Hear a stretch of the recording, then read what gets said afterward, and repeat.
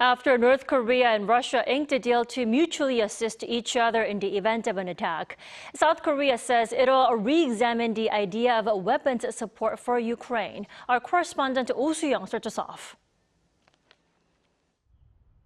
South Korea will consider sending weapons support to Ukraine and slap extra sanctions on Russia as it condemns the Kremlin's pact with North Korea to strengthen military and economic ties.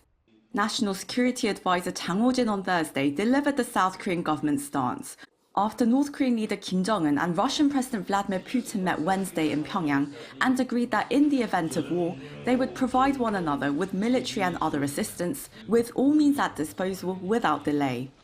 Chang said he sees any form of cooperation that provides direct or indirect support towards building up North Korea's military as a violation of United Nations Security Council sanctions, vowing a firm response.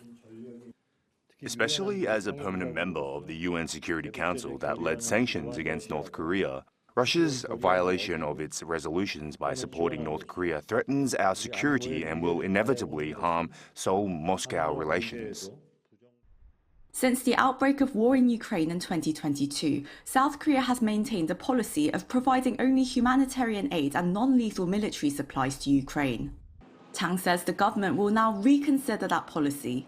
A senior presidential official later told reporters he would not specify whether lethal weapons are being considered, but various options are being reviewed and will be revealed in time.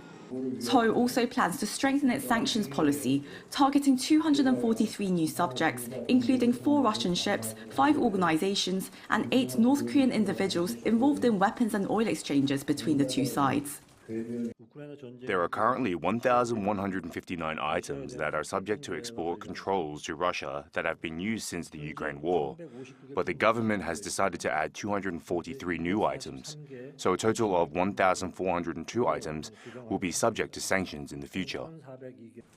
Chang said the measures were decided during a regular National Security Council meeting after a review of Pyongyang and Moscow's Comprehensive Strategic Partnership Pact released on Thursday morning, but noted all specific details had not yet been fully grasped.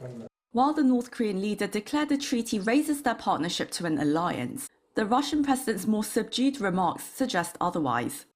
The treaty's controversial Article 4 on mutual assistance refers to their respective domestic laws, and Article 51 of the UN Charter that recognizes a state's right to self-defense.